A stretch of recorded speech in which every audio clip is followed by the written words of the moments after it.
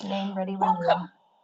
Welcome one and all to the webinar today, where we'll be covering the important messages for resources professionals from the recent AusIMM Global Tailings Standard release. To our AusIMM members, our GMPA professionals and guests all over the world, I hope wherever you are safe and well. AusIMM acknowledges the traditional custodians of the many lands on which we meet today. Throughout Australasia and internationally, we recognise their connections to land, sea and community. I'm speaking to you today from the lands of the Kaurna people of the Adelaide Plains, and I pay my respect to their elders past and present and extend that respect to traditional custodians all over the world. So just a few housekeeping items before we get started. Everybody is on mute today to avoid presenter distraction and noise feedback. We will have time for audience questions, and should you have a question that you would like to ask, type it into the question box available on the side panel at any time. And please type them in as they come to mind, and I will put them to the panelists to answer at the appropriate time. If your question is dedicated or directed to a specific panelist, please specify this when you type it in. Due to the time constraints, we may not get to every question, but we will certainly do our best to address the main themes. And a copy of the webinar will be sent via email to everyone who is registered in the next few weeks. We also have a quick exit survey when you leave the webinar today, and we always appreciate your feedback. So I'll begin by just spending a moment introducing the AusIMM. We are the peak body leading the way for people working in the resources sector.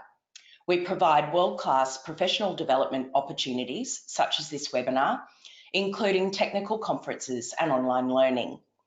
Our membership and chartered professional programs provide global recognition to our members who are committed to the highest industry standards.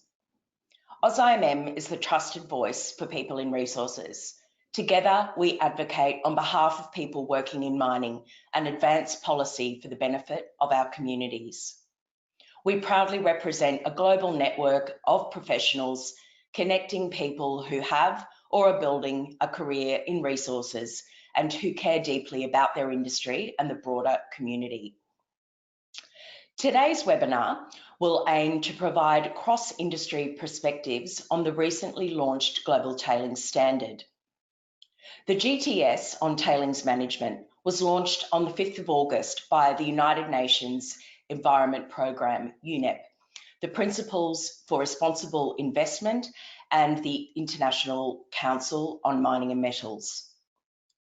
The development of the standard was in response to a catastrophic failure of a tailings storage facility in Brumadinho, Brazil on 25th of January 2019. It comprises 6 main topic areas, 15 principles and 77 auditable requirements. The standard will ultimately be supported by various implementation protocols and guidance. The focus of our webinar today will be to understand how mining professionals and companies can be further supported to reach the standard's goal of zero harm to people in the environment with zero tolerance for human fatality. So I am your convener today. My name is Janine Herzig, and in addition to my role as the president of the AusIMM, I'm also a consulting metallurgist. I'm no expert in tailings, but I have had a significant background in tailings over the course of my career. From my graduate role in Mount Isa 30 years ago through to significant work in more recent times, running bench, medium, full-scale trials and production of modified co-disposal, particularly in high clay mineral sands tailings in a number of jurisdictions. And I'm proud to say I'm also on the tailings course, which AusIMM has launched this week, and we'll certainly mention that a little bit later in the webinar as we have our main facilitator, David Williams, on today's webinar.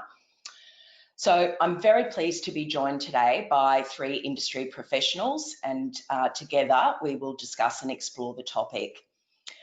Professor David Williams is the Director of Geotechnical Engineering Centre at the University of Queensland. David has over 40 years of teaching, research and consulting experience and is internationally recognised for his expertise and experience in mine waste management and mine closure, particularly with tailings dams.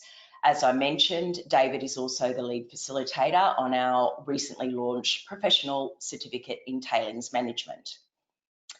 Kate Somerville is the General Manager, Legacy Assets at BHP. Kate has responsibility for 24 closed mines across USA and Canada, with the goal being safe, stable closure and the reduction of risk through characterisation and remediation.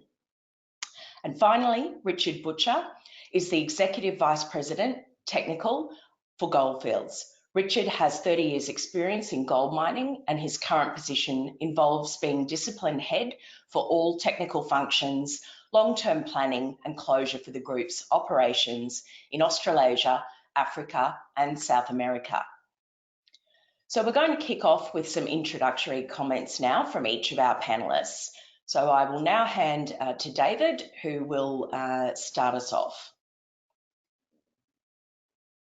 Thanks, Janine. If we could just have the couple of slides on, I'm not too sure. Yeah, this one here. So I wanted to just give a bit of a context to the global standard. Janine's done a good job of giving the overall context to this standard.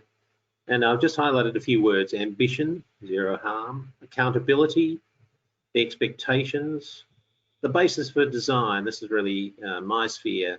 So essentially, all of the tailings dams that are currently operated are going to be considered first as extreme classification, consequence classification, and it'll be up to the operations as to whether they can demonstrate that a reduction of that extreme rating is warranted. The purpose of the standard is a framework for safe tailings facility management. And they've used interesting wording. They've said affording the operators the flexibility as to how best to achieve this goal. And that actually involves the AusIMM as well, because it's the AusIMM putting through their members that is the key to this standard at this stage. Robust design, construction, operation, monitoring and closure. Emergency response and public disclosure. The next slide, please, Alex. So what I'd like to highlight is the fact that at the moment we've got a hybrid approach to tailings dam design, and it's largely unchanged under the current standard. We focus on the factor of safety. It's too simplistic. It doesn't take into account other things like consequence directly anyway, likelihood, probability of failure, cost of failure, and we're reluctant to dispense with it. It's been around for a long time, perhaps because it's got the word safety in it, as opposed to probability of failure, which has the word failure in it. We deal with consequence in terms of the population at risk. We do dam break and run out analyses. We try and account for likelihood separately by assigning a return interval or occurrence interval for the particular consequence category that we assign to the dam.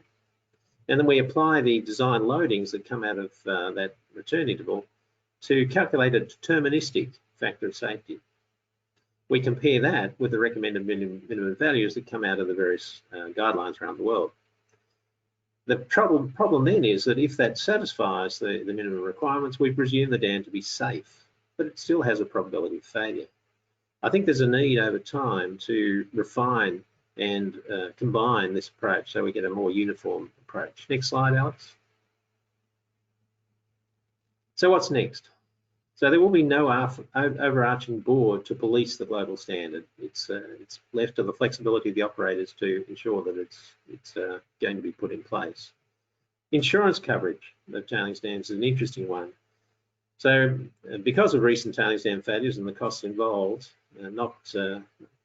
understandably, I guess, the coverage has been reduced by about a third. So typically, existing tailings dams that are insured are not insured at the same level, and the premiums have increased, perhaps by about twice. So overall, the effective cost of insurance, if you can get it, has gone up by about threefold. And some major companies are self-financing. Certain jurisdictions have been banned from getting insurance cover at all, and that includes now Brazil. The access to finance could be withheld from companies that do not comply with the standard. There is a guideline on the implementation of the global standard being prepared. It's not due until about the end of this year, and hopefully that'll provide some more technical guidance as to how the standard might be implemented. So it's gone back to the AusIMM to essentially implement the global standard through their members. And this is what is expected to occur over the next 5 years. The first 12 months will be devoted to reclassifying existing tailings storages because they're going to be rated as extreme, and some of them are going to need to be downrated back to something they actually comply with. There'll be a further 2 years to address the high priority tailings storages, and then another 2 years on top of that. So we're talking about a 5-year program. That's going to have the effect of drawing a lot of company resources and a lot of the resources of their consultants and their contractors to satisfying these requirements. I'll move on now to Kate. Great. Well, hi, how you going? So for me, what this standard is meaning is, BHP welcomes the development of a global industry standard for the safe storage facility management and the framework it provides to achieve the goal of zero harm to people in the environment.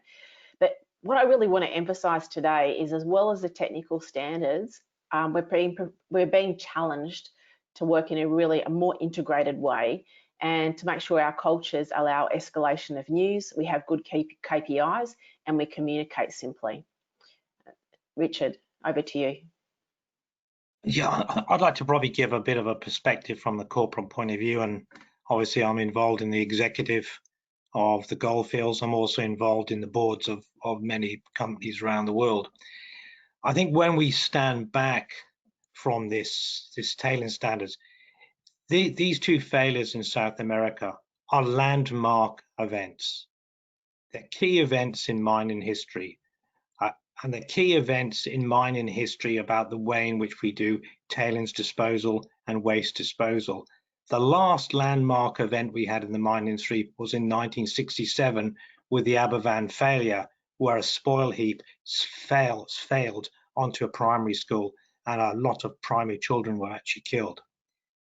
This has actually forced us to really up our game. And not only up our game, but it's forced us to transparently up our game as well. And that, as David has very eloquently illustrated, is going to put major strains on the technical capacity within the actual organizations of companies and consultancies. It also brings further challenges to us in the fact that once all these standards are compiled, once all this information is compiled, what do you actually do with it? And it's important to understand that just because we have a lot of paperwork, a lot of standards, a lot of risk assessments, that doesn't necessarily make us safer. And the key issue about this is when you talk to the investors around the world is people are no longer going to invest in mining if we cannot make our kind of business safer, if we cannot secure the safety of our communities. If you look at the way the world is working, people are very, very evident about their human rights and the human rights responsibility. And in many cases, when you read the standard, there's a very key thrust of human rights on it. And this, again, is something where the world is moving in terms of the impact of the mine industry on the global community. So there is a new challenge in front of us. But one of the things I am very confident about is the fact that for many, many years, many companies have had very, very good standards of tailings. So in many cases, what we're doing is upping the game, but also having to show the good work that we've already been continually doing. Thanks, Richard. The first question I have, I'd like to direct to Kate, and that's, Kate, how will this standard affect mining companies and specifically for you, BHP? Well, we've been working on tailings storage facility stewardship for a while, and it remains a top priority for us. The standards have been embedded into a lot of pieces of work that we're doing to make sure that we're aligned. We're doing a gap analysis at the moment to the new standard, and we're doing self-assessments as well to build our timelines towards conformance. For on-site, for what's happening kind of on the operations, we've had a tailings task force in the company, so they're actually doing really collaborative week-long events on each of our facilities, where we sit down with experts and with our site people and really go through and have a look and see how we're going. So we actually got a lot out of that deep dive and that professional conversation. So that's for us. Thanks, Janine. Great. So as David mentioned in the opening, over the next 12 months, there's a few timelines around the ICMM member companies who'll need to reclassify their existing facilities and then look at re-engineering over a further 2 years and then another 2 years to address other tailings storages. What does this timeline in particular, David, I'll get you to tackle this one first. What does this timeline mean for mining companies and I guess the broader industry as well? Okay, well, first of all, just to put it in context, the ICMM member companies represent about 1,200 operating tailings dams around the world, 1,200. So it's a large number of storages, and that's about 30% of the total operating. So the total operating is maybe 4,500, 5,000. The ICMM, or the standard at this stage, does not cover all of those. Then you've got closed dams, probably another 5,000 or more. Then you've got abandoned dams, probably twice that again. So there's a lot of dams involved. So this is going to be suck a major amount of capacity out of companies and their consultants, and if remedial work is required, their contractors, to deal with this issue. So it's going to be very intense, I would say, particularly for the first 12 months, while they assess just which dams require remediation and what sort of remediation might be required. And then you've got another 4 years after that to deal with that issue. But that's just ICMM. So at the moment, the standard is only signed up by ICMM member companies. The expectation and hope is that it'll be signed up by a lot of other companies as well. So it's a massive exercise. It'll create quite a vacuum in terms of capacity to deal with it over the next 5 years. A big job. Absolutely. Clearly, we're at the tip of the iceberg and there's a huge amount to be done. Richard, would you like to add anything there from a, I guess, mechanical point of view, what the timeline will mean?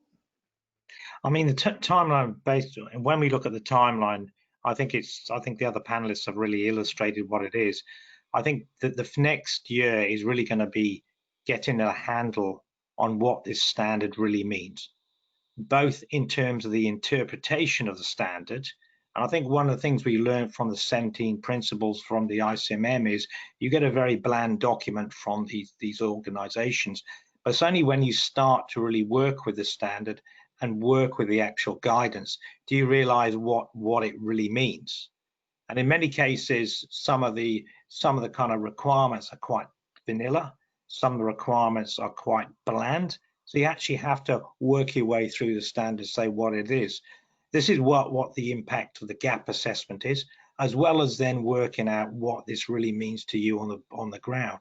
So I think, as what David has illustrated, the next 12 months is really going to be working where you are on the standard and what gaps you really have. One of the things which I'm confident about, having gone through the initial gap assessments and gone through the 17 principles, is if you have a reasonably good standard of tailings management on your organization, then there aren't a lot of gaps. The biggest gap is obviously this reclassification type issue, what that brings up. So I think that's the first tranche of work which is going to happen. The other one, which is a tranche of work to be really a little bit, and it's a really difficult one, is how much money is this going to cost us? And that's actually a bit of a suck it and see type approach, because it's only once you've done the gap assessment do you actually understand how much money it is. However, so just now your boards and your companies are going to say, well, what are we up for?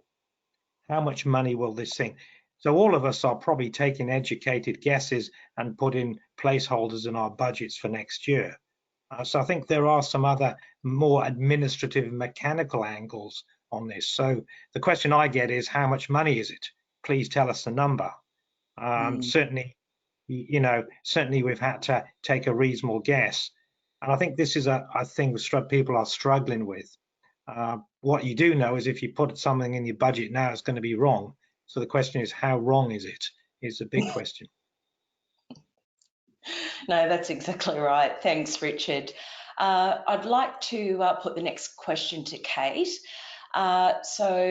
Kate, do you have some examples of facilities in the extreme category and some practical measures there about how you've gone about remediation? Yeah, well, BHP has about 70 facilities, 34 of them I have. And I have 1 extreme, 7 high and 10 high facilities. One of the extreme examples is in Miami Avenue in Arizona. Tailings was put in there in 1920, 1921, so like 100 years ago. And this has a rating of high due to its proximity to the former copper boom town of Miami in Arizona. So we decided to, we studied it, we worked out what we needed to do. Obviously, when these things were built, you know, we don't know exactly what was happening with them. But we actually had a look at it and we actually decided to eliminate it by relocating the tailings to kind of a nearby depression in the mine site. So we expect to complete that by the end of this year. And we had to work really closely with the community and external stakeholders to ensure that we were going to be doing a safe and transparent removals process as well. So it's you know, it's just important to have a look at these facilities and say, well, what can you do? Can you make it more safe? Can you move it? Can you take the risk away? You just have to take each facility as you see it and try to do the right thing. But as Richard was saying, you've got to prioritise, you've got to look at what you've got to do to the more extreme facilities, which is what we're doing. So following on from that, Kate, while you've got the floor, you touched on the importance of integration in your opening. Why is integration of professionals and the organisational culture important? So topic 2 talks about integrated knowledge base, and it's so important to realise how integrated tailings are. Like before we even get to the design, you know, you've got the geology and the processing that's coming out to actually build that. So each one of those is going to have a different input into that. So it's so important for professionals to understand the roles that they play in tailings. So you've got operations, you've got closure, you've got the processing professionals, you've got the geotechs, the enviros, the hydrologists, geochemical, closure, mining engineers, safety, community affairs and legal. So there's just so many you know, parts to this. It's about how it sits on the dam, how water goes through it, what's the quality of the water, what's the material in the tailings, and how does that contribute to the strength and brittleness? Is it contaminated? How does it affect the community? You know, then if something happens, who around is going to be able to help us assist if we need? What other infrastructure and stakeholders or environments are around? It's about how weather is going to affect it, how time is going to affect it. So missing out a vital piece of a puzzle for that can really influence, you know, how you're going to manage it, the risk and the cost. And what I will say though is I've actually mentored quite a lot of closure and environment people, and you know, sometimes they can really feel excluded from mining things. They think, oh, like this person's coming into the room and all they're going to do is put the cost to stop me doing something. We need to change. We're all part of this, and we all need to just be in the one team. So that's kind of about the integration part. And the other one when you asked about culture, so that's under topic 4, which is management, government and culture. And the non-technical findings on Brumadinho, so you can actually freely Google them on web. They're really easy to find. They highlighted a lot of issues around hierarchy, siloed culture, not reporting bad news, not being open about risk and uncertainty. There were issues around the factor of safety calculation and kind of maybe having enough information of those. So we sort of really need to make sure that we break down, that we have, you know, we challenge on what's right, what's the right outcome. And we also challenge what the inputs are, and we understand the uncertainty around things, that we balance that urgency and risk. So we need to fix something quickly. We don't know everything. How do we balance these things and get a result that we need? You know, you might need to buttress, partial buttress, move infrastructure or buy land. And also it's super, super important that we communicate clearly. So we're communicating highly technical information to boards and lots of other stakeholders that don't understand a lot about this. So it's really important to break it down into, you know, simple things and be really clear about, you know, how you build up those things. And if you don't know something and it's uncertain, then kind of try to do some range analysis around that so that you can kind of tell people how much, you know, they're clear about what's uncertain and how uncertain that might be. Thanks, Janine. Yeah, communication, isn't it? Richard, would you like to add anything there, particularly on the cultural differences, whether it's in organisational culture or communities? I think if I look at the culture and we talk about the culture in the company, I think when Kate's example of Brumadero and what came out, but I think when you strip away the layers into the company and you ask, why aren't these issues being put on, why are some of these very serious issues not ending up on the board table? You know, and when you actually look at the history of some of these failures, and certainly many years ago I was involved in a lot of task force which looked at a lot of major industrial accidents, you start to look at a very similar type of theme.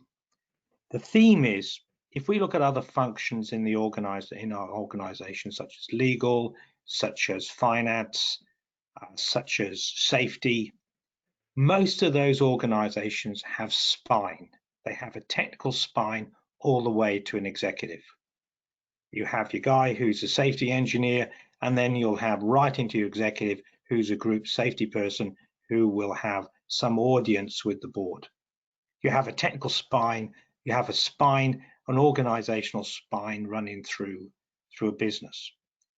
When you look at a lot in the technical fraternities, about 50% of the companies don't have that technical spine. 50% of the companies don't have a chief technical officer. So therefore, you don't have a mechanism to be able to, a structural mechanism within inside your organization to be able to put these on the boardroom table. You don't have structurally, you're not set up to do it. So there is a structural problems in a lot of our companies. There's also the other one as well, is the fact that the standard tries to address it with this accountable executive type thing. And I think I'm quite critical of that, because I think it does force us down a different path. And that was my comment to the AusIMM. But that's one of the issues about culture. So there's a structural part to that. There's also a communication part with this. And there's a deeper thing about communication. If you look at the way in which we communicate, most of our ways in which we communicate within the industry are based on the Industrial Revolution. Now, there's a thing called Taylor's Principles of Scientific Management, which is where the production line came from. And that was, you had workers who were doers and you had managers who were thinkers. But that doesn't actually allow itself for good communication within our organizations. So we're starting to have to move into those different types of models of collaborative. So we've got a lot of hangover from that. And that's the type of stuff which kind of Kate really alludes to in this type of communication type aspect and the cultural. So there's a lot more deeper type things than what you actually think about just being people not being good at communicating or people not listening to the technical people. And there's also the other one, the third one is simplicity of argument. And also there's the other issues such as conflict resolution. I'm not talking about people having an argument, but when you're sat in an executive or you're sat in a board member and you have three consultants pitch up, one tells you the dam is going to fall down, the other tells you it's not going to fall down, and the other chap tells you, give us some more information for some more technical work and I'll tell you in 3 years' time. You know, and then you've got a raft of technical information. How do you adjudicate that technical information? So to me, when I look at it, there's a lot more structural and a lot more deeper things involved in this. Thanks, Richard. We've had quite a few questions coming through from the audience about the implications of the standards for the non-member mining companies, which David touched on, and who is going to oversee the rest. So, David, would you like to make a brief comment to elaborate on that? Well, it's difficult to say because the global standard's been very much put in the plate of the AusIMM and their members. So I don't think it's been at all well defined how it might roll out to the others, but there's no doubt it will. It's just a question of how and when. And I guess the other companies will take their lead from the AusIMM member companies and how they respond to the standard. That'll be the sort of shape. Just to take a slightly different tack to go to perhaps the next question, which is about the design phase. And I appreciated Richard's comment about technical people being able to communicate, in a simple way that can be understood at all levels. And the one thing I'd like to just highlight the effect of assigning a consequence classification. What is the nub of this problem? And the nub is that consequences essentially assigned based on the population at risk downstream. At least in the developed world. You might argue in the developing world it's a little different, but that's the expectation. And what it does, once you've assigned a consequence, it assigns a return interval for your loading. And there are two forms of loading we have to consider. There's flooding and there's earthquake. They're the two key ones. So they're two things that we don't have any control over. They're on top of normal operational loadings, if you like. So what does it do? The consequence means that you change your return interval for your loading by an order of magnitude for each level of consequence you go up. So comparing, say, significant loading, it has a range of low, significant, high, very high, extreme. If you compare significant, which is often very typical, the recurrence interval for that might be a 1 in 100 year event. So a 1 in 100 year flood, a 1 in 100 year earthquake. If you go to extreme, it's 1 in 10,000 year event, a 1 in 10,000 year event. So to put that in simple terms, Australia is a country of low seismicity. A 1 in 100 year event for Australia, seismic event for Australia, is a very small earthquake. A 1 in 10,000 year event for Australia is projected. We have to project it because we have less than 100 years of very sparse data. We project it to 10,000 years. It means that we've got the equivalent of about a 1 in 100 for San Francisco. So it's going to be a magnitude 7 plus, and each magnitude increase is 30 times more energy. Now you could think about a San Francisco earthquake. They may attempt to, but they don't achieve no loss of life. They don't achieve no loss of infrastructure for a 1 in 100 year type event. So putting an extreme consequence classification on a tailings dam for a country like Australia is very extreme. For a country like Southern Africa, for the eastern side of South America, not the western side of South America, for large parts of the US. For many parts of the world, we're putting, if we go to extreme, we're putting a very extreme loading case on our tailings dam. So I think that's the key consequence. And that's why, well, that's a key issue with this extreme consequence classification. And that's the thing that mining companies are first having to come to grips with.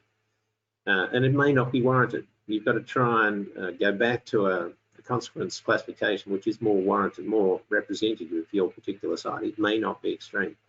But there's another side to it too, and that's closure. Now for closure, most jurisdictions are also calling it extreme because it's a long time, it's in perpetuity. And we take that to be 1 in 10,000 years. So even if you operate for a lower consequence, you'll have to close for a higher consequence. So that's a key design criteria that that companies will have to address. Thanks, David.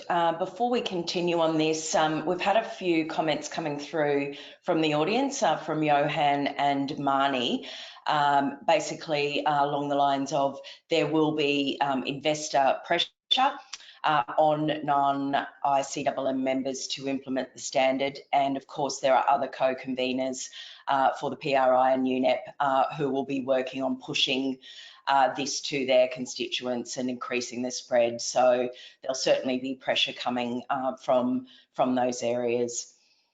So thanks for that. Richard, anything you'd like to add in terms of questions in the design phase? I think just let me probably maybe add to David about the flavour, because if I was having been involved with a junior company, and I'd be, certainly if I was running those companies or sitting on the boards, I'd be saying I could see the dollar signs coming down the way, and I could see restriction to capital coming down the way. And I think that's probably what the biggest concerns would be on that. I think it's important to really step back from these industrial standards. I mean, we've got a number of industrial standards, we've got the JORC code, those reserve codes across the world. We've got already the type of ANCOL type codes, got a number of codes of practice in geotechnical engineering, certainly in Western Australia.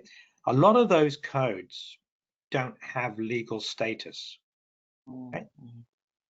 So the pressure on the junior or smaller sector comes from the stock market, and it comes from the ESG style investors.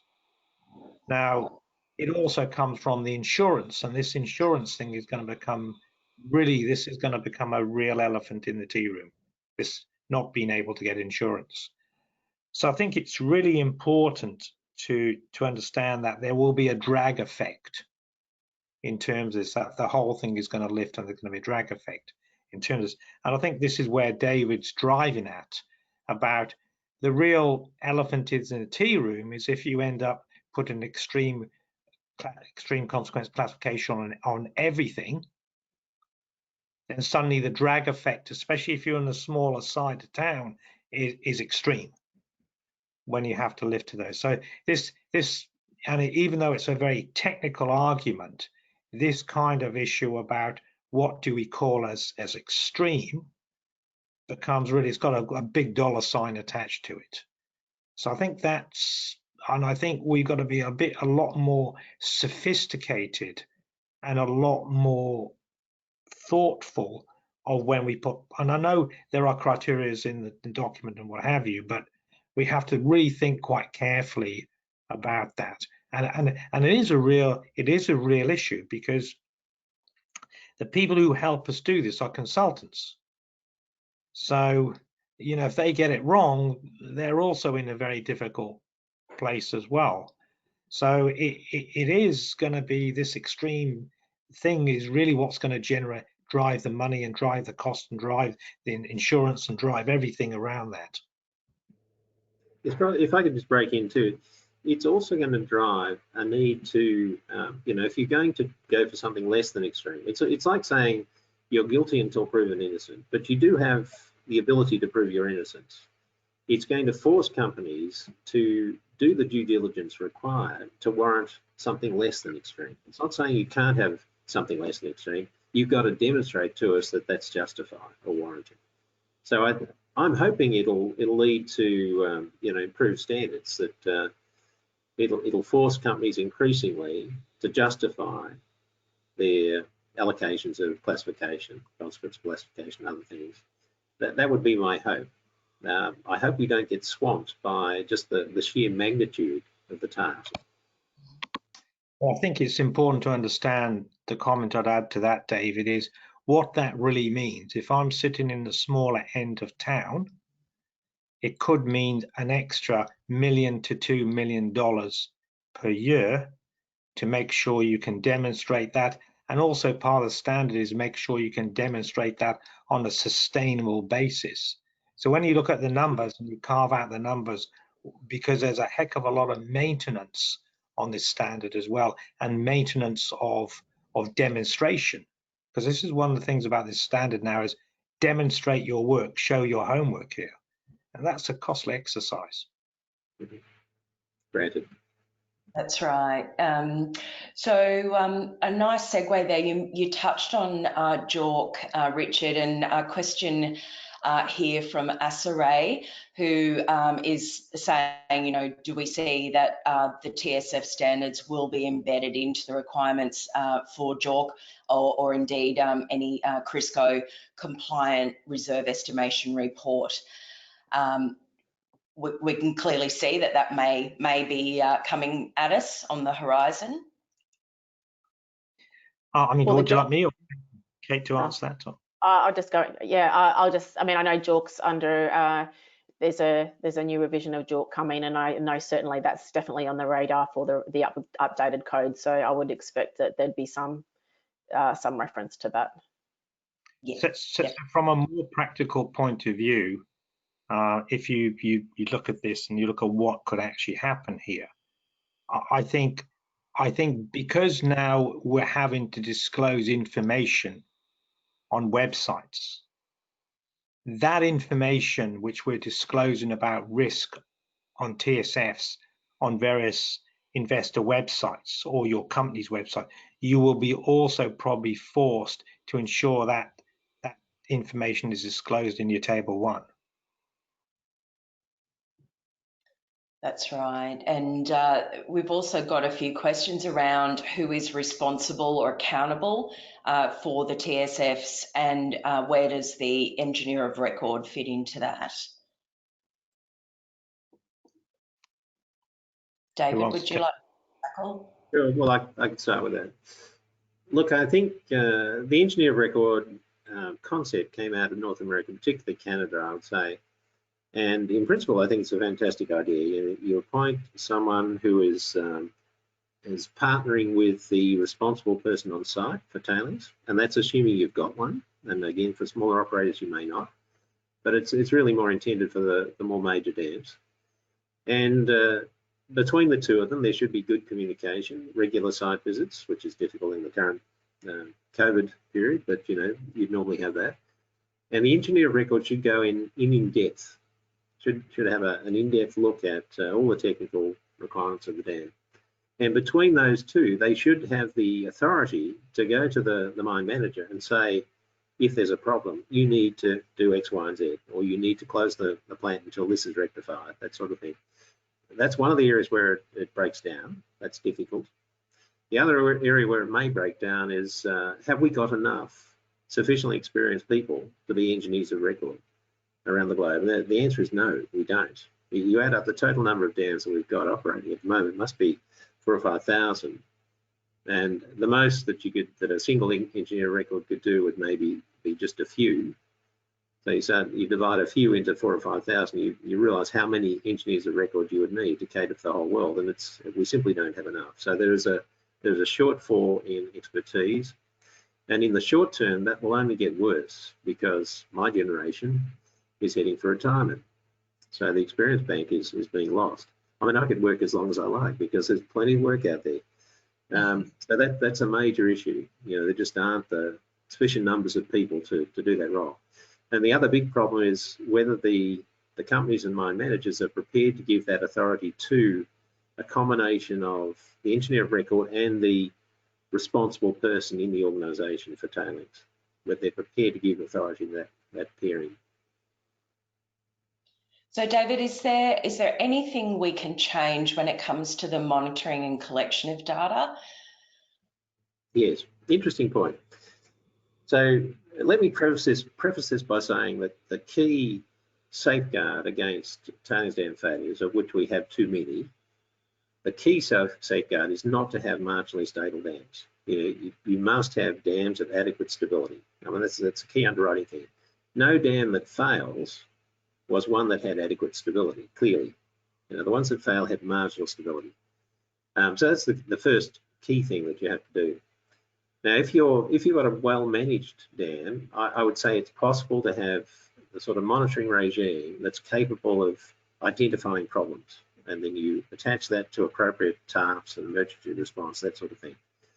But where you've got a situation where you may have a very rapid liquefaction type failure of the sort we've seen in Brazil on 2 occasions in the last few years, there is no monitoring system that would give you adequate warning for that type of event. There is none at the moment. And it's difficult to see how it would happen because they initiated and occurred in seconds. Both found out from observations of the failure, there wasn't any monitoring, but certainly the movie of Brumadinho showed the world that this happened in seconds. There was a drone flight done just a week or two before that event. Showed nothing particularly untoward. There was lots of monitoring on the dam. Nothing showed a precursor to failure, as you can see if you read the expert panel report. So that's a major concern. But the underwriting thing is, dams of marginal stability have the risk of failing in potentially that way very rapidly. Cadia, on the other hand, there were warning signs of Cadia's, not the failure, but the fact that there were problems over a number of days. I mean, they knew something was untoward. Fortunately, it didn't go outside the footprint, but nonetheless, they knew about it. They kept people out of the way, so there was no risk to safety in that case. So monitoring is a major problem. We need it. We need it to be better. We need it to be real time. We need to have the analysis in real time as well. And we need to have it linked to appropriate tasks and emergency response plans. But above all, make sure your dam is suitably stable. Thanks, David. Richard, can you provide us maybe with an example in this area of the monitoring collection data? Yes, I think we undertook an exercise over 18 months, because the question was, there was an article in one of the newspapers by one of the leading mining executives, and he showed a cartoon with satellites and rockets flying around and all sorts of great stuff. So this obviously generated a lot of interest from our board. So we undertook a survey to actually look out what's actually out there and what's the most modern and the most type of stuff which is out there. Generally, there's a lot of research instrumentation out there which isn't really reliable, which is going to come on the market maybe the next 4 or 5 years. And what we found was, apart from the normal piezo's and distos and all that type of stuff which people are using now, the most readily accessible remote instrumentation which could maybe do what David is doing is probably a couple of things. One is there's satellites. You can fly over and you can cover a lot of ground with satellites. However, you can't use them in certain places such as high jungle where the weather is bad. So satellites, that type of information, and you can cover a lot of ground, and you can cover a lot of ground reasonably cheaply with satellites, and you can keep a good idea about what you're doing. So we've got a program where it's bolted into satellite monitor all our facilities and look at deformations with satellites within the range they can do it on a quarterly basis. Some of our high risk satellites we were on a shorter term basis. That's one of the key things we did. And you can get that off the peg now. The other ones are things like automated piezo's, which can hook into your Wi-Fi's. Those are off the peg type situations now, which you can go get them. The other one you have is automated shape array in kilometers. That is another good, reasonably cheap instrumentation which can be remotely monitored, and it's quite disposable as well. The other one not to really think about, and this is where the world is, drone technology. You can cover a lot of ground, and depending on the type of drones you're using and whether they're fixed wing or whether they're helicopter type drones, those are the types of things you can actually buy quite quickly. And certainly we've got a pattern of drones. We're actually moving into remote drones where they're going to be autonomous. So we're starting to look at that type of thing. That's just coming in. So these are some things you can actually go and get readily available. The one you got to look at is it takes a bit of time to go do. And also some of that stuff, it's not that expensive, but it's not that cheap either. You're talking a reasonably sized mining company, with over 20, 30 facilities. You're talking at least $10 million and a couple of years, 3 or 4 years to implement all that type of stuff. The thing you have when you put all this clever stuff in is you have to have data analysis capability. And you have to have someone who can look at the information, and you have to have someone who can set some trigger levels so that there is this type of thing of where this information does go. And everyone's focused on the drones and the rockets and all that type of stuff, but you've got to actually have people who are looking at the numbers to say what they really mean. But I tend to take David's point is your first line of defense is not your drones and your monitoring, it's making sure the thing is is stable in terms of stability point of view. If I can just add a comment to Richard on, sorry, Kate, just to add a comment to Richard on in relation to satellites. The problem with satellites is that they fly over a number of days, so there's an interval between them. So they're not going to be a predictor of very sudden movements, but they have proved very reliable. One of the things that satellites would be most useful for is that satellites have been in existence for 10 or 15 years or so, depending on where you are in the world. They're most intense, and you've got ascending and descending in Europe and North America. The rest of the world, not so much. But what you can use them for is retrospectively going back and seeing how your dam has performed over time, which can be a pointer to how it might perform in the future. So I think there's a lot of work that could be done there. So that's very good historical data that you can collect very readily and relatively cheaply from satellites. It's a pointer to, it helps you identify which dams might be critical. Thanks, David. Kate, look, we know that failures occur rapidly.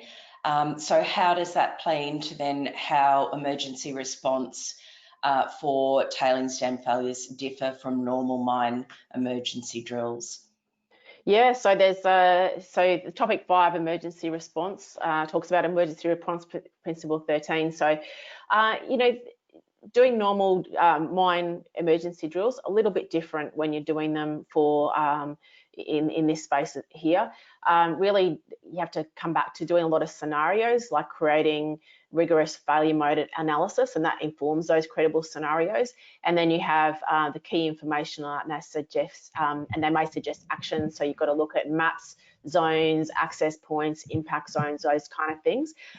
In terms of the drills, like you have to engage public agencies, first responders, the police, the fire, the medical, but also identify things like the contractors who can assist you in cleanup and reclamation, hauling and transport. They're also included in the drills as well.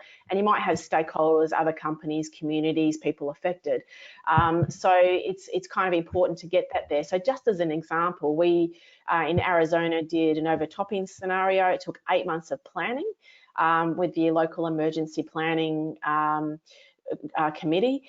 And when we did that, we actually identified that the first responders didn't have enough equipment to deal with what we needed. So we gave them the information that they needed. They were able to go and get some more funding to get that more equipment and training. And then also we got more involved and we became part of that emergency responding committee going forward. So we had to do those drills. So, there's quite a lot in that. And I guess it plays to this, that we have to really involve the community and have the community affairs people involved with us. And I believe, Janine, there's going to be a little bit more of a webinar kind of talking about those aspects in the future. So, so that's just an example for emergency. Thanks, Kate. So a number of people are asking how this standard fits in with ANCOLD, ICOLD and CDA. And I guess the very brief answer is that it is broadly in sync with those, so there's nothing that's at odds. We've had a number of questions coming through about dry stacking and for Richard, the exit plan and how we can tackle that in terms of some of the technologies that we have now. Could you just give me a bit more substance on that exit plan? Andrew's asking, appreciate the comments about the cost of managing the exit for facilities. So what impact do the panel think the standard will have on planned facilities? And that may be the implementation of more dry stacking. I think if we look at this, I think what's going to become very, very important now is when we're doing our feasibility studies and our mining studies and our expansion studies, the tailings method selection is going to take a lot more focus. Before someone come along, we do a feasibility study, your sub-study would be a waste disposal study, and part of that would be TSS selection or waste disposal selection methodology, we're going to find that lots of people are going to be very, very interested in that.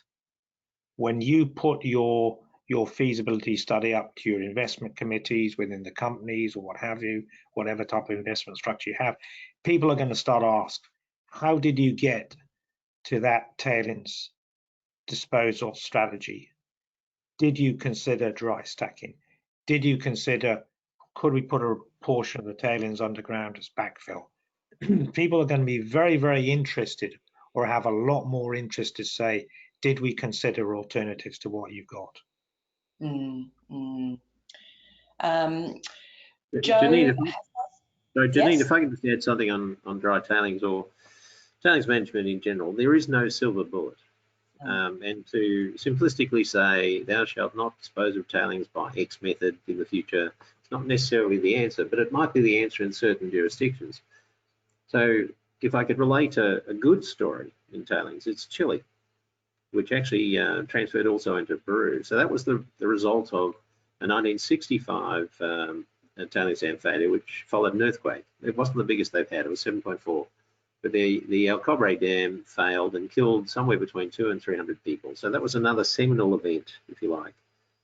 And that led to the industry actually putting in place, because they asked themselves soul-searching questions, can we build stable tailings dams in a seismic region like Chile? And they came up with a solution. The solution was to flatten the downstream slope to about half, so you're effectively increasing the factor of safety by a factor of 2.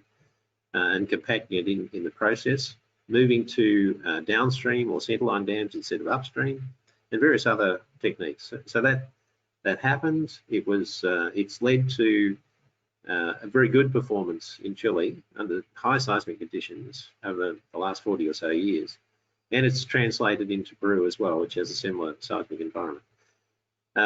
In Brazil, it's a slightly different story. So the regulators have now mandated no upstream construction. It's not an unreasonable response to the two failures. In fact, you might say it's quite justified. But the reason is different. The reason is the wet climate. So we have to take more account, I think, in different regions of 3 site settings that we can't control. The climate, the topography, which sets how big the dam might be, how high it might be, and the seismic setting. And different jurisdictions have one or more of those that governs. We need to take those into account. If you're in a dry climate, low topography, so not so high dams, low seismicity, such as most of Australia, Central Australia, Southern Africa, Southwest US, and various other parts of the drier parts of South America and so on. Very much easier to make lots of different systems work. You know, you can make upstream work provided you follow the rules. So there is no silver bullet. And the other thing to note, particularly for existing facilities, they're not going to change anytime soon. So this change is going to be generational. It's a bit like coal-fired power stations. Even if you wanted to turn them all off, you couldn't. You would take away, 60% of the world's power capacity in a single strike. What will happen instead, what's particularly happening in countries like Australia and other developed countries, is that we're not renewing them. They're running out to their design life. We're not replacing them. That's what's happening. That'll happen, I think, with existing dams, that they'll keep running, and newer operations, as Richard pointed out, will have to show cause as to why they're not considering other options. Because there's this perception, oh, they're too costly. They're going to be forced to justify why they haven't considered other options. And so it'll happen slowly over time. Thanks, David. And that's answered a question from Felix about the banning of upstream construction. So we've had a number of comments and questions, Nick and Joe in particular, about the elimination of tailings, which we've touched on, but also some questions about technology. Richard, you may want to tackle this first about the role and level of importance of technology and cloud platforms for monitoring and governance. I think if you look at technology, it's important to understand to look at technology in a horizon basis. And when normally I look at technology, because there's lots of stuff people are working on there and what have you, but it's not mature yet. So when I look at technology, I say, look at today, tomorrow, and the future. So I look quite generically at those horizons. If we look at today, what's out there? We certainly got a lot of remote monitoring we can use.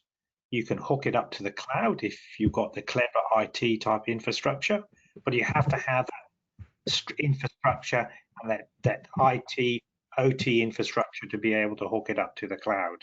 Okay? So that's what you've got today. You've got a lot more remote monitoring, a lot of stuff you can hook up. There's also, as well, if you look at technology on a more of the process type side, is we actually have other options. 70 years ago, the options were manual manual upstream raising. Today we have downstream raising, we have thickened tailings options. So those options are available off the peg today. When we actually look at what's available in the future, and you see the way things, or tomorrow, in the way things could be moving, things such as higher density type tailings may be applicable. More robustness in terms of the use of dry stacking, but dry stacking, if you've been involved, is not the silver bullet. And I think this was a point which David, you've still got design criteria around dry stack tailings, right? It's not a silver bullet. So those types of higher density thickened tailings become important. If you look at the future, one would say, can you get away from mining waste? In situ leach. And there are chemical, you're the metallurgist, Chin, so you know better than I am. But there is work to take the in situ leach type stuff beyond the normal traditional copper and into gold. But there's, as you probably know better than I do, there's a lot of problems with that. But so that's how I would look at probably what's on the table now. Thanks, Richard. We are at the end of the 1 hour. There are a huge amount of questions still coming through. So if you do need to leave us now, please do so, and you can catch the additional content on the recording. But our panelists are happy to stick around for another 10 or 15 minutes. So there's a couple of things in particular that I'd like us to cover. And firstly, one of the main principles in the standard is the development of an organisational culture that promotes learning, communication and problem recognition in the early stages. So, David, in terms of upskilling people, could you take us through some thoughts there, and then Kate, I'll get you to dial into that one as well. Yeah, look, I think the university sector has found it very difficult to respond to changing demands of industry. And there are many topics that are not well covered by formal courses at university, or at TAFE, or at VET, or whatever it happens to be, whatever the system is. And there is no doubt there's a big shortage in areas like tailings, open pit design. Lots of aspects of mining are not well covered by formal courses, and there's more and more pressure on mining programs closing down at universities. So I think the initiative that AusIMM has taken in setting up the tailings management course, online course, available worldwide, interactive, those sorts of initiatives need to be expanded, and the more the better. I mean, there's no reason why lots of different organisations and experts cannot get involved in that sort of process. So there are a few fledgling things. UBC has introduced a graduate certificate in mine waste management. The University of Alberta in Canada runs tailings workshops or short courses periodically, not at the moment because of COVID, but normally they would. And there is conference venues, and they have workshops and short courses attached to them. They're all good, CPD. The thing I like about the AusIMM program is that, apart from the delight of working with AusIMM, is the assessment. There's an assessment component. So it's certificated by a recognised professional body. And when you think about, universities do not accredit their own courses. They're accredited by Engineers Australia, AusIMM, or CIM, or whatever it happens to be. So I think it's entirely appropriate and fantastic that AusIMM is moving into that space. I think it's quite appropriate for them to do it. I'd like to see a lot more of that happen. And if down the track they become part of these programs become part of a formal university qualification, so much the better. But let's make a start. So the difference, I'll just explain the difference in terms of time frame. Through AusIMM, we've set up this tailings management program with a lot of hard work in about a 4-month period. You know, from initiation to delivery, the start of delivery, 4 months. Universities, you would take 3 years of fighting to get the university system to approve a new program. And then you'd have to deliver it almost entirely yourself because the university would give you very little help. And then the fees that were charged would largely go to consolidated revenue. So it's not a business model that can work. So until universities can do it for MBAs, they have to start doing it for technical programs as well. There's no reason why they can't, but they just haven't moved in that direction. Well, if they can't, in the meantime, then bodies like AusIMM and CIM and SME and the South African IMM, ICMM and so on, should take up the cudgel as you're doing and offer these courses, get engaged in the process because it's certainly needed. There's a huge shortfall. And Marnie has just also commented that UWA has a future TAILS program underway as well, with a pathway to a graduate certificate. So look, clearly there's a market for this kind of training and upskilling, and that's evident in the fact that the current course AusIMM's running is full, and we've got significant wait list for the next one, which we're looking to roll out in early February. Kate, yourself on upskilling? Yeah, sure. So yeah, Marnie, that's a great call out. So yeah, BHP has also contributed towards a 5-year partnership focused on tailings, education, research and best practice guidelines in that space.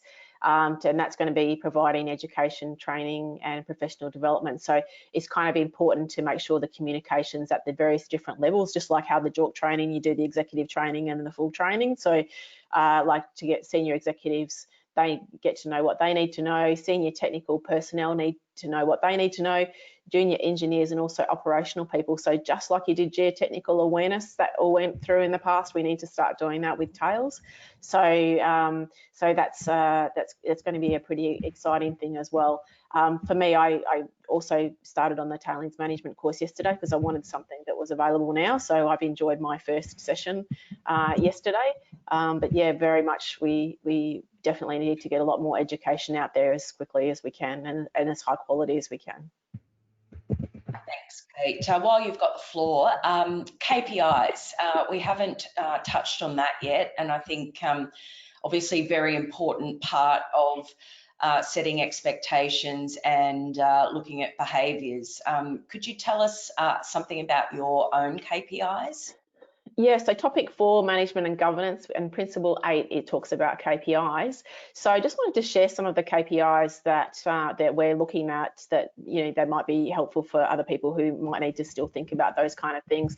So at the management level, there's reports that go to sort of the executive and the board, and we use key risk indicators for that. And they might be things that look at our dams, they monitor the dam integrity and design, they look at the overtopping and flood management and the emergency response planning. So what the status of it is, have things been done?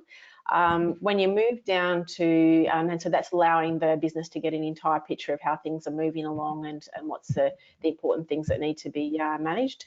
At operations level, we have KPIs, things like running emergency drills, making sure we're doing our risk assessments and we've got our controls in place.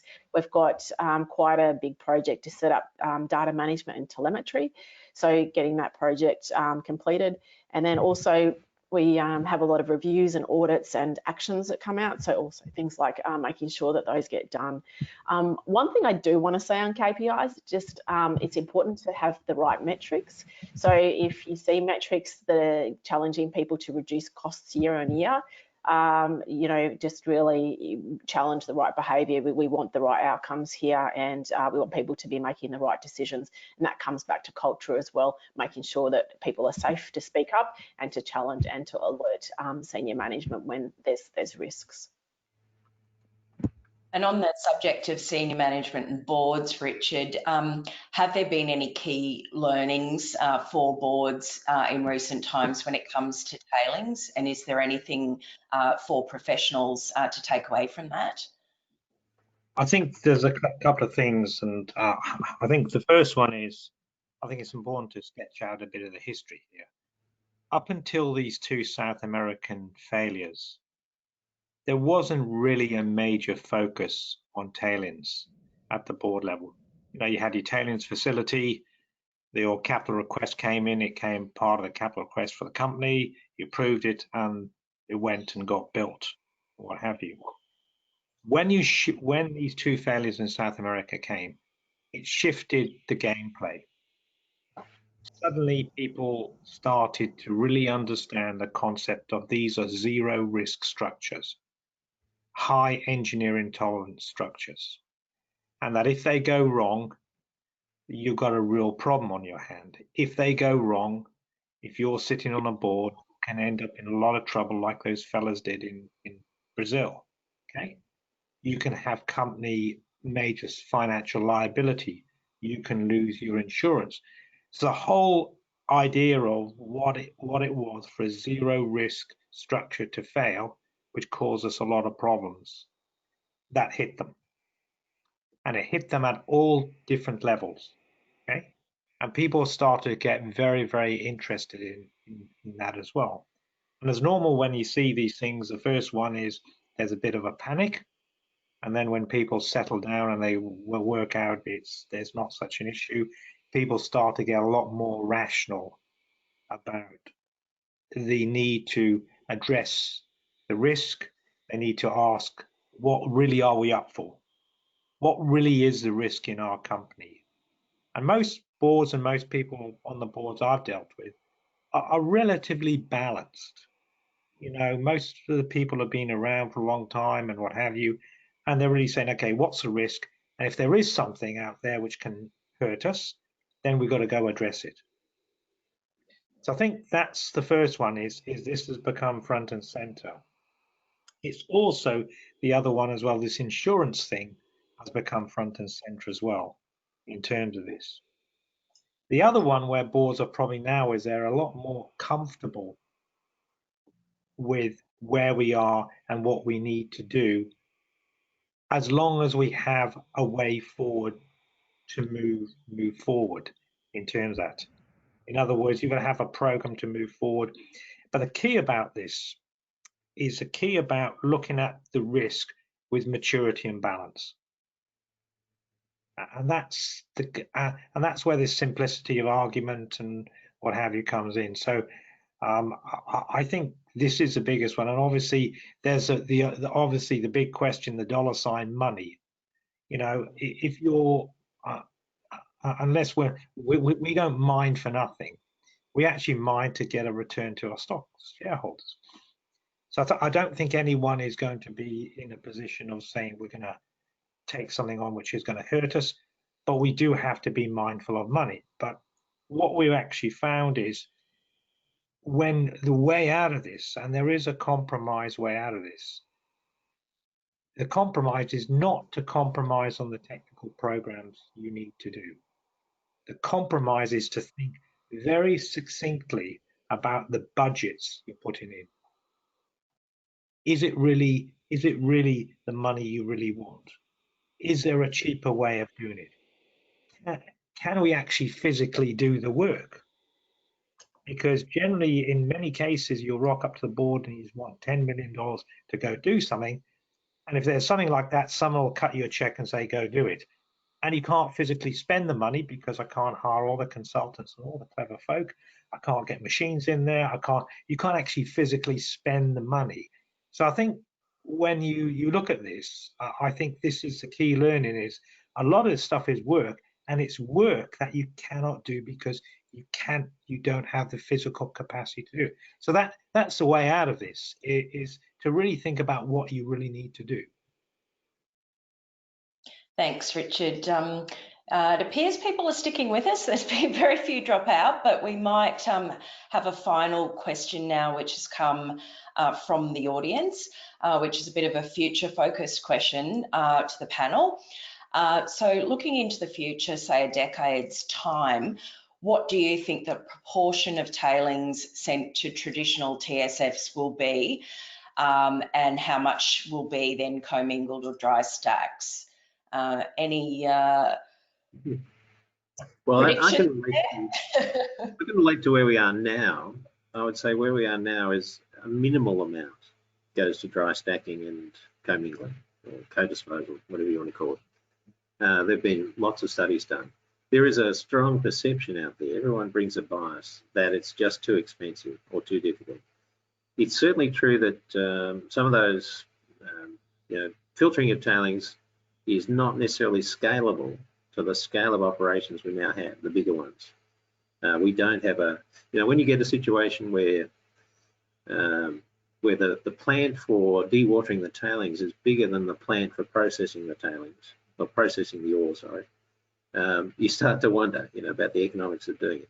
So we're getting there. We are increasing our capacity to dewater tailings, bigger and bigger machines, whether it's centrifuges or filters or whatever it happens to be, but we're not there yet. And it's not the silver bullet.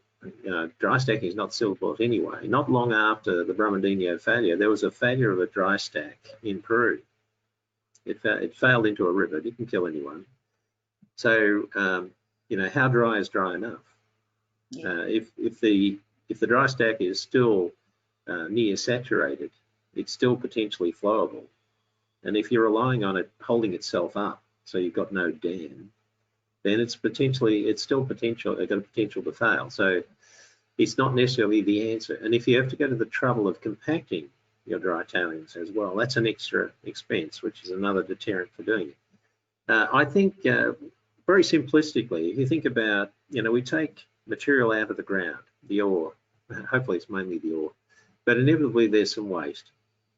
And we segregate the material we take out of the ground according to particle size and according to mineralogy, because we're trying to separate the ore. And we've traditionally kept those two separate streams separate. So the waste rock goes to the waste rock dump. The coarse processing waste goes somewhere else. The tailings go somewhere else. And the ore, which is often a very small proportion of what we bring out of the ground, goes off to sale. So the very notion of not looking to try and recombine those waste streams is a flawed notion. Why not try and do that? Because we know from an engineering point of view that a well-graded material is potentially much more stable than just the fines or just the coarse. And it's not just physical stability, we're talking about geochemical as well, the potential to form acid drainage and so on. So it can make a lot of sense to combine them, but we need to come up with clever ways that are economic, cost-effective to do that. I would say we're not there yet. So if I look to 10 years down the track, there are many operations that are existing that will still be operating in 10 years' time. I don't imagine they'll change. So that proportion is taken out of the market. It will be among some of the newer operations that will change, and it won't be all of them. So we're talking about, long-term generational change. This will take decades to change. So I don't see in 10 years' time that there'll be a huge increase in the non-conventional slurry transport of thickened tailings to a storage. What I perhaps do see is that the structures that support them will be more stable, and you can make them more stable by utilising some of your waste, more of your waste stream, to make a much more stable dam. Why put your waste rock into a waste rock dump rather than building it as a buttress to your tailings dam? It's still a dump, and it's quite a good buttress. It's a very cheap buttress, really. You're moving it anyway. Think carefully about where you're going to locate your different storages. Arrange them in such a way that your haul distances are compatible. So you don't have a cost penalty in hauling rock to a tailings dam versus hauling rock to a dump. So there are lots of things that we could think about more cleverly, more strategically. We can think about progressive rehab as well, but lots of things we could do that don't involve huge change. I had an interview with a very senior consultant, Professor Idris, who is still working. He must be in his mid-80s. And I asked him the question, because he's an expert on liquefaction, particularly of tailings. I said, what would you do about liquefiable tailings? He said, I'd avoid them. So why would you support your dam using liquefiable material? You know, I would never build a water dam using liquefiable material or sitting it on a liquefiable foundation. So why would you do that with a tailings dam? So we've got a huge amount of technical input at the moment going into assessing the liquefaction potential of tailings or foundation materials, when a leading expert in the world who's been around for decades says, why are you doing that? You know, I would avoid it. So, you know, we could be a lot smarter. Thanks, David. I think we could probably easily go for another hour, but probably about time to wrap up. Unless, did you, Richard, want to mention anything in the closing specifically? Yes, I think the one I'd really like to actually mention is I think we shouldn't be frightened of where we are. There's lots of concern now. There's lots of worries but I think when I look across the world, despite a few things, these big things going wrong, a lot of our organizations are in pretty good shape. You know, the problem now is we've probably got the ante is being lifted. So we shouldn't be worried about the challenge. It's just doing the challenge. And I think we shouldn't be, I mean, last year we had the worry of the Church of England Declaration. And there was tremendous worry about the Church of England Declaration, putting a lot of this information on the net and what have you, and there was lots of concern. But if you actually look at the way a lot of the AusIMM members actually dealt with this, we dealt with this in a very professional, very open manner. And that's a really good sign, because it's actually saying that we've got the capacity, the people, the right way of thinking, of really coming out of what actually happened. And I think that's probably the final close in that we should be really raising to the challenge, because we do have the people in the company, we do have the right type of thing. Things haven't probably have worked out in South America, but we are actually responding in a very, very kind of responsible manner to this. That's a great positive note to end on. Thanks, Richard. And look, clearly there is a big role for the AusIMM, for our other kindred bodies in the Global Mineral Professionals Alliance in North and South America, South Africa, Europe.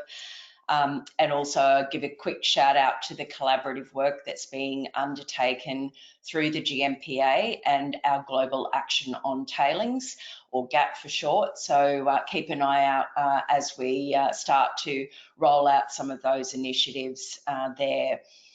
So Kate did touch earlier on social performance and the fact that it's a very complex topic. We couldn't possibly do justice today, clearly, from the level of interest that we've had in general. So AusIMM, through our Social and Environment Society, will be hosting another webinar in the coming weeks, and we will take a deep dive there into the ESG aspects of the Global Tailings Standard, as well as other social responsibility matters. So keep an eye out on your emails or on the website for the announcement of that webinar. So I would like to thank our panelists, Richard, Kate and David. It's been a really great session, clearly a huge amount of interest from our audience, and great that we could be interactive and hold a session like this at a time when you know, we're all craving for face-to-face contact, but it's the best we can do. So really appreciate your time. And to our audience for the questions, for the engagement, and for sticking with us. Really appreciate that support. So we do hope to see you at the next event. There's a lot of events coming up. And just a reminder, if you could please fill in the survey when you exit the webinar, that's always very useful for us. And keep an eye out for the recording that will come out. And we have all of your questions captured as well, so we may be able to put out some summary answers to some of those that we didn't get to today. So thanks very much and see you soon. Thanks for being. Thank you. Thanks.